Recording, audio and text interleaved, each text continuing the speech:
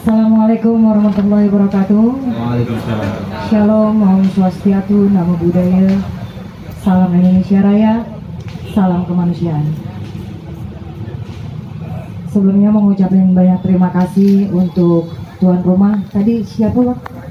Bapak Haji Wewet yang sudah memberikan kesempatan untuk kami melakukan pengalaman. Boleh tepuk tangannya. Terima kasih juga untuk motor antik Klub Indonesia khususnya Jakarta Raya. Untuk semuanya saya ucapkan terima kasih. Terima kasih juga untuk The Bob Kustik yang hari ini legowo untuk diacak-acak jam kerjanya. Terima kasih juga untuk rekan, adik, juga sahabat saya Yuniarti. Boleh gabung di sini dek, berdiri dek. Boleh gabung berdiri di sini. Saya ada foto sama satu cewek, ada masalah. Kalau banyak kan tahu kamu. Iya, jadi kalau dipaparin aja nih dari awalnya. Iya, sekelumit ya. Soalnya kalau lengkap banget kita juga kepanjangan program. Nanti sahur bersama. Iya benar. Jadi AWL ini berdiri di tahun 2018, tepatnya tanggal 1 Juli 2018.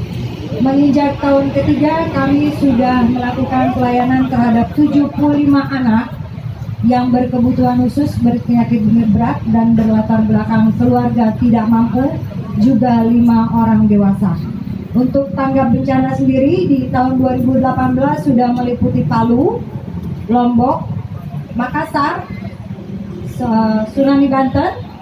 Terus di tahun 2020 kita Baksos banjir, itu meliputi 2 kampung di daerah Bogor. Kita juga support 3 pesantren di daerah Bogor, 4 titik di DKI Jakarta. Dan untuk di tahun 2021 ini kita kemarin sempat kerjasama bareng dengan Sudin Jakarta Timur. Itu sedikit paparan kegiatan. Kalau mau lihat lengkapnya sebenarnya kita udah siapin PowerPoint-nya, tapi ternyata ada miss hari ini, jadi kita nggak bisa tayangkan. Itu di situ semua banyak lengkap, kita udah kasih penjelasannya. Untuk pasien anak yang kita tanganin ini semuanya berpenyakit berat, mulai dari hidrocephalus, cancer, yang hampir seluruhnya mengalami komplikasi gizi buruk. Jadi di sini PR-nya buat saya dan teman-teman, karena saya di sini tidak bergerak sendiri, saya ada teman-teman yang juga mendukung pergerakan ini. PR-nya adalah bagaimana supaya mereka tidak terputus sama sekali. Sementara sejak awal tahun 2020 sampai dengan sekarang, kami semua yang mayoritas anak musik benar-benar yang kayaknya paling depan kena dampak dari pandemi. Pariwisata benar-benar anjlok, jadi hampir 1,5 tahun ini kita nggak bisa ngelakuin kegiatan seperti biasa, termasuk berdonasi, karena memang kami ada list donasi yang setiap bulan kita isi, dan setiap akhir bulan kita kasih laporan keuangannya. Nantinya bisa di cross check di laporan kerja yang kita taruh di sosial medianya Living with Love. Kita ada Facebook, kita ada IG, kita juga ada Twitter. Kalau ditanya kenapa kok bisa terbentuk Living with Love gitu kan ya, ini asalnya dari kejenuhan saya pribadi awalnya. Mayoritas pasti hampir semua di sini kita punya grup WA ya. Grup WA-nya nggak jauh-jauh bang, bener nggak? Foto-foto, selfie, ngopi, lama-lama, lama-lama kok gini ya, kita selalu menampilkan gaya hidup yang wow gitu. Makin hampir semua makin kesini aku sempat ngerasain, aku sempat ada yang benar-benar di titik jenuh ngejalanin aktivitas di grup WA yang kayak begitu gitu. Kenapa yuk kita nggak make something yang benar-benar bermanfaat buat orang banyak gitu. Kita nggak usah bicara gede-gede, donasi sampai jutaan, donasi sampai puluhan juta, nggak usah. Kita bicara dari yang kecil aja, tapi kalau diakumulasikan lebih banyak gitu. Jadi itu sedikit paparannya mengenai AWL. Barangkali ada yang mau ditanyakan, silakan. Oh ya, saya bukan mau menanyakan, mau menambahkan yang terlewat ya. Ini saya perkenalkan juga untuk rekan-rekan ini. Kebanyakan tadi disebutkan sama Pak adalah rekan-rekan anak-anak musik, anak-anak musik dalam hal ini musik, yang berarti bahwa ini adalah rekan-rekan yang hidupnya selain dari hobi juga memang mengandalkan musik sebagai jalan hidup. Yang tadi kaitannya sama pariwisata, hiburan malam, kafe, restoran, tempat nongkrong yang dimana di situ ada kegiatan musik yang kemudian ada ngamen atau sawer atau dibayar oleh pemilik restorannya. Selama pandemi hampir 100% tutup. Dan juga saya semalam kebetulan ajak 2 dari personel, saya ngobrol banyak juga sampai jam 2 pagi kita ya. Cukup aduh, saya tetap ketawa di depan mereka. Saya nggak mau kelihatan gini. Saya juga ngeri juga. Saya nggak tahu. Saya nggak sanggup kalau saya ngalamin seperti itu. Cukup miris ya. Intinya bahwa rekan-rekan semuanya, saya mungkin bisa mewakili Anda semuanya bahwa kita ini jauh lebih beruntung. Anda, saya masih bisa naik motor keliling, senang, happy, ngumpul, atau apa? Masih bisa bergosip, mau nyari masalah juga masih bisa, mau ngumpul senang-senang masih bisa juga, mau ribut juga bisa, berantem bisa. Tapi ternyata ada orang yang sedang fight untuk berjuang demi keluarganya, berjuang untuk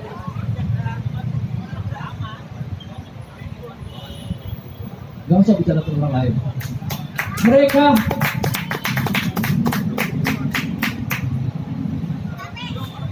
let me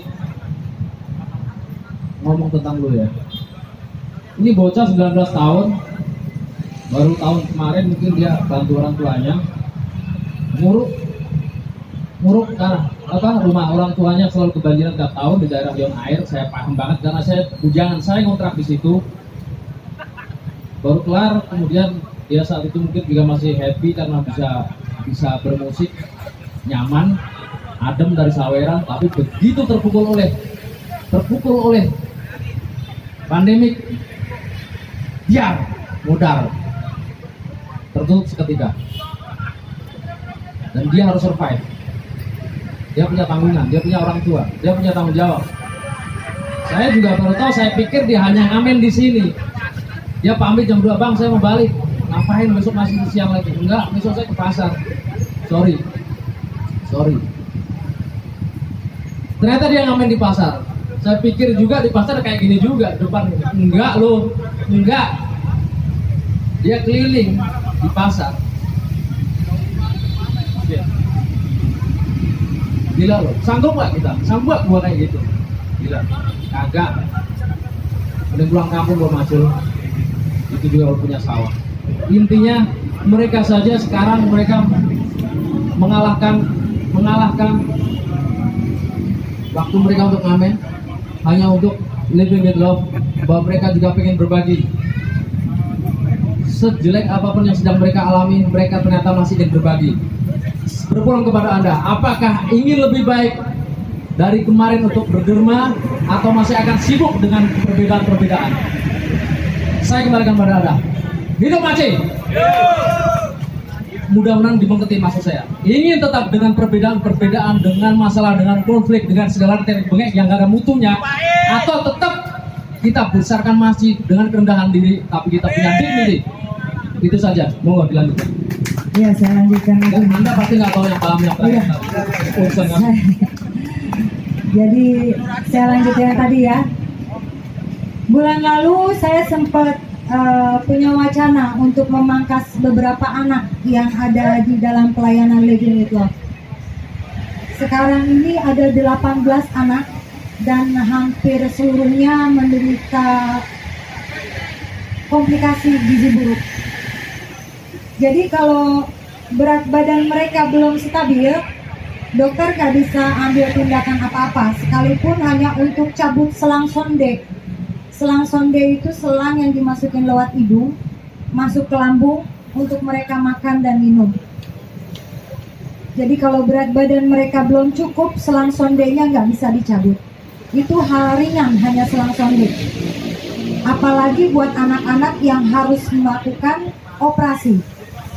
Karena memang ada beberapa di sini yang menderita jantung bocor, komplikasi berat lainnya, yang kayaknya kalau saya sebutin satu persatu cukup banyak. Jadi kemarin itu saya sempat punya wacana begitu, gitu. Saya mau putus anak-anak yang ada. Saya coba realistis sama keadaan saya, sama keadaan teman-teman. Kita semua sama-sama fight buat keluarga, fight buat anak-anak, gitu. Ikut hati nggak mau, gitu. Kalau boleh jujur ya, ikut hati nggak mau. Karena aku coba memposisikan diri aku sebagai orang tua mereka, gitu.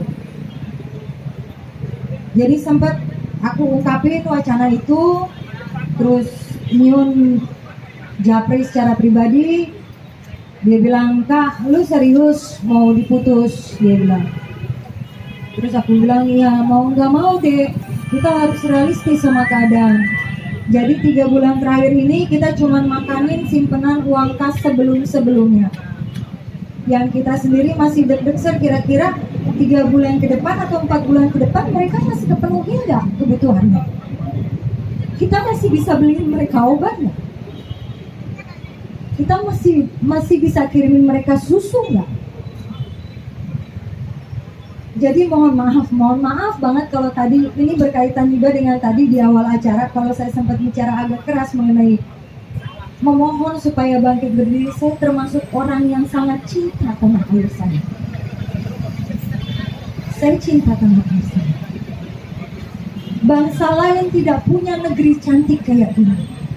Bapak Ibu mau buang biji apapun tumbuh. Ini tanah benar-benar Tuhan sertai tanah ini sampai nanti kita semua punya anak, cucu, cicit, turunan kesekian tanah ini Tuhan jaga, Tuhan pelihara buat kita semua. Jadi anak-anak yang di belakang yang saya layani, saya tidak cari pahala. Bapak Ibu, dosa saya melebihi banyaknya pasir di laut. Jadi kalau saya bicara pahala saya takut. Saya nggak berani bicara pahala di sini. Dosa saya lebih banyak dari pasir di lautan daripada perilaku baik yang saya buat. Tapi di sini saya melakukan pelayanan buat mereka untuk bakti saya sama tanah air saya, bakti saya sama Indonesia. Saya tidak berbakti sama yang lain-lain. Saya berbakti sama negeri saya sendiri. Jadi mohon maaf sekali lagi kalau tadi pada saat kita mau menyanyikan lagu Indonesia Raya saya agak kencang. Karena saya sangat jatuh cinta sama negeri ini. Saya sangat jatuh cinta sama bangsa ini. Saya sangat jatuh cinta sama masyarakatnya. Kalau sampai dengan hari ini ada orang bilang bahwa Indonesia miskin, saya akan bilang enggak, Indonesia nggak miskin. 350 tahun orang asing di sini, mereka bukan cuma mau jalan-jalan, ada yang mereka cari. Artinya kita kaya. Kita kaya dalam segala hal. Kita kaya juga dalam bentuk hati. Contohnya malam ini rekan-rekan saya mau saya gangguin cuma untuk belain 18 anak yang di sini. Jadi sekali lagi dengan penuh kerendahan hati saya untuk Maci, untuk Bapak Haji Wewet, untuk teman-teman Debok, juga untuk Yuniati, mewakili keluarga besar LWL, mewakili juga orang tua pasien yang ada di dalam pelayanan kami, saya mengucapkan banyak terima kasih. Semoga apa yang diberikan Bapak, Ibu semuanya kepada mereka, Tuhan kembalikan dengan berlipat ganda. Tuhan pelihara terus kita semua setiap hari. Dan satu lagi yang patut digarisbawahi, humanity ini menembus segala dimensi. Humanity is universal. Kami nggak mau tahu dia agamanya apa. Kami nggak mau tahu warna kulit dia apa. Kami nggak mau tahu dia sukunya apa. Tapi selama dia manusia dan butuh kita tolong, butuh kita bantu, ayo kita sama-sama bantu. Jadi cuma itu aja yang bisa saya sampaikan di sini. Terima kasih sekali lagi untuk Ketua Maci, untuk Bang Andi juga. Sukses terus untuk Maci Jakarta. Sukses juga untuk Bapak Haji Wewet, untuk Debok, Akustik. Juga untuk LWL tetap solid, apapun yang jadi rintangan kita. Semangat, percaya. Pintu sebelah sini ditutup, Tuhan buka pintu sini. Pintu situ ditutup, Tuhan buka pintu sini. Itu keyakinan saya. Mudah-mudahan Tuhan selalu jaga kita semua. Amin. Sekarang saya kembalikan lagi sama Bang Adi. Luar biasa pemaparan yang